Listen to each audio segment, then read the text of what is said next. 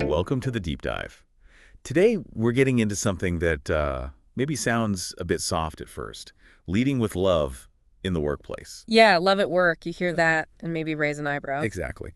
But we're looking at this article by Al Wynant. He's a co-founder of Ingomu, writing for Best Holistic Life magazine.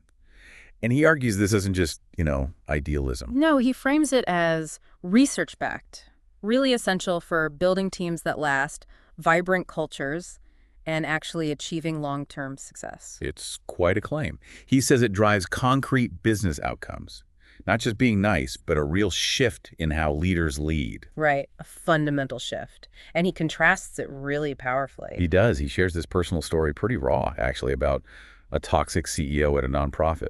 Oh yeah, the micromanaging, the constant checking up. Even a physical altercation mentioned. It's like the absolute picture of leadership based on fear. And that really hammers home the point, doesn't it? It makes you see how damaging that alternative is. Totally.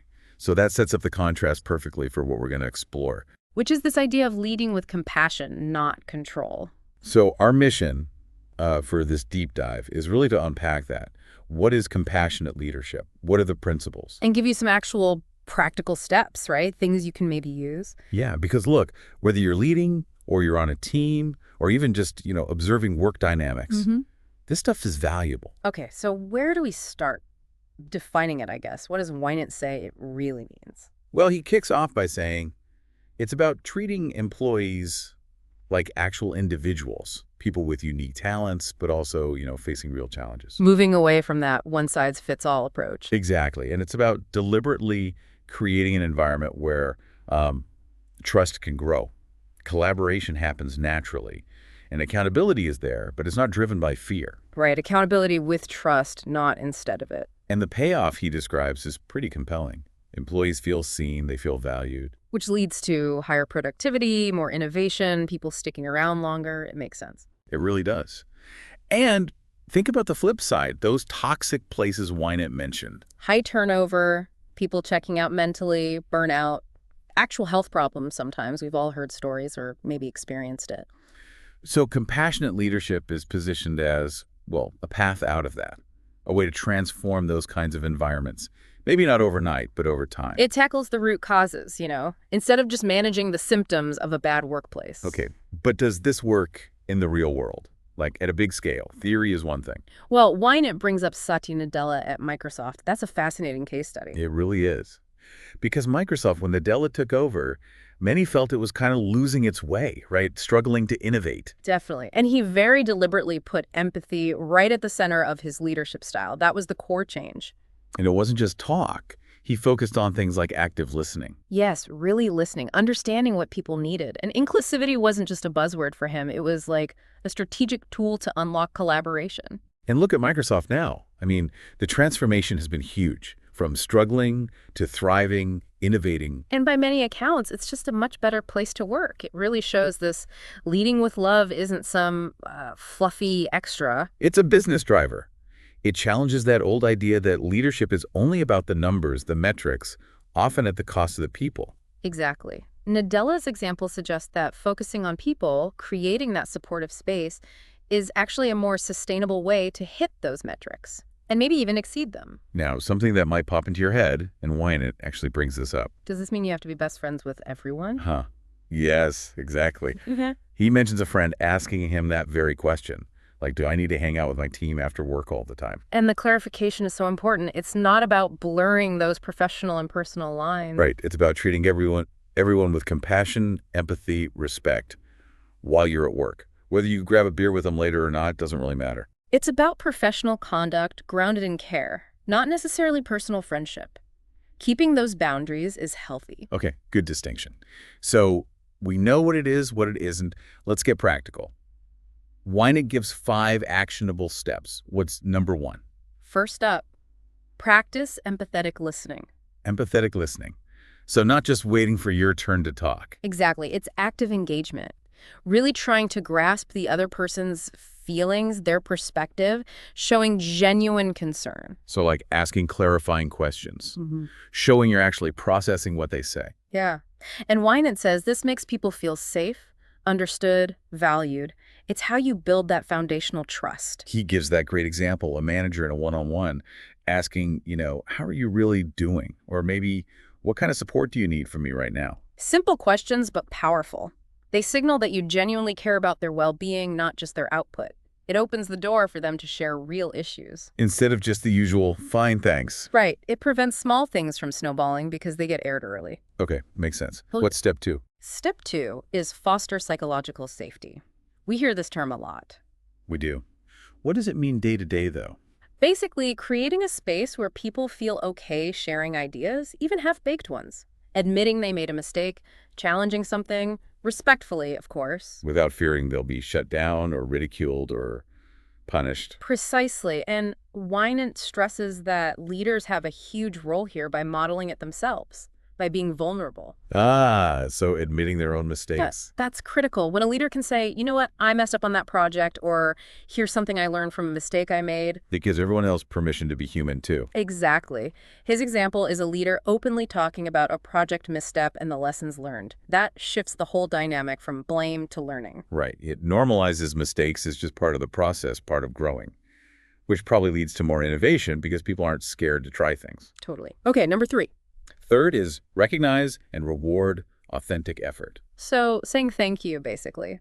Well, yes, but more than just a generic good job. It's about building a culture where people's real work, their consistent contributions are genuinely seen and appreciated. And Winant highlights that the recognition needs to be specific, personalized. That's what makes it meaningful. Yeah, generic praise can feel a bit empty, can't it?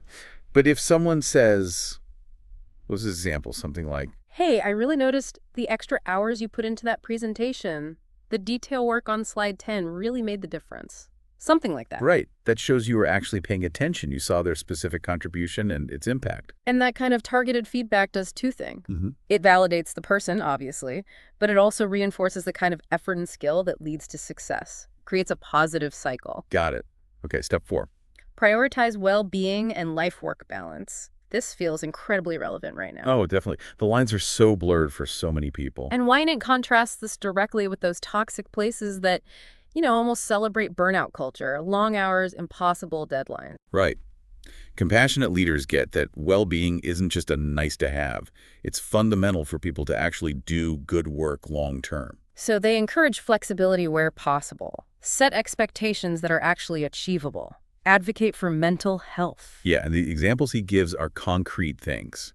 Right. Maybe introducing specific wellness days, or leaders actively encouraging people to properly switch off after work. Not just saying it, but meaning it. It shows you value them as a whole person, not just an employee resource. Yeah, and there's a business case too, right? Less burnout, more focus. People are more engaged when they feel supported. Absolutely. Better morale, lower absenteeism, more sustainable performance.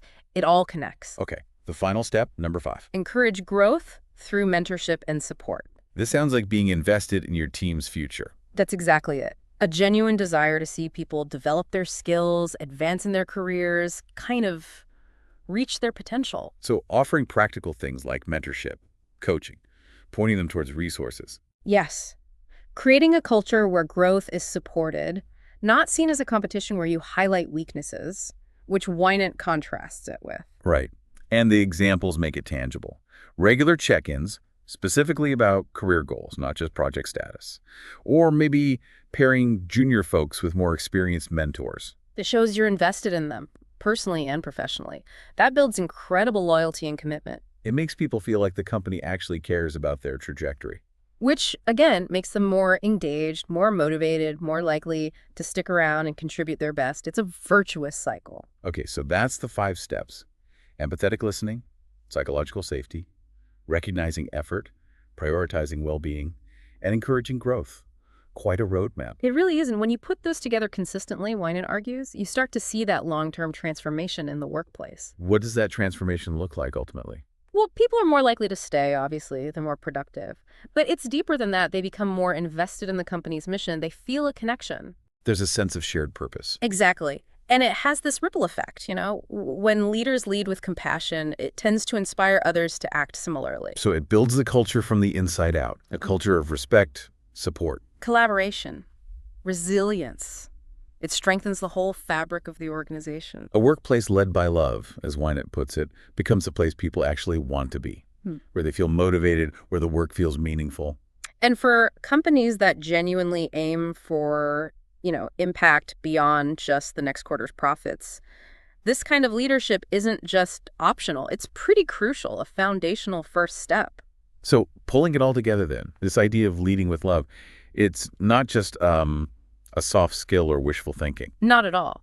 As Winans' article lays out, and as we've kind of unpacked here, it's a really powerful, practical approach, backed by observation, if not hard data in his piece. For building workplaces that really thrive, for everyone involved. Right.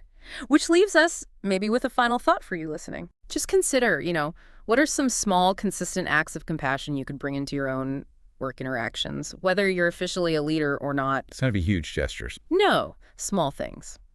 How might those little actions start to build a more positive, more productive vibe for you and the people around you? It's worth thinking about which of those 5 steps really resonates. Empathetic listening, fostering safety, recognizing effort, well-being, growth. Where's the biggest opportunity or maybe the biggest need in your world right now? Good questions to ponder. Definitely. Well, thanks for digging into this with us today. Really important stuff.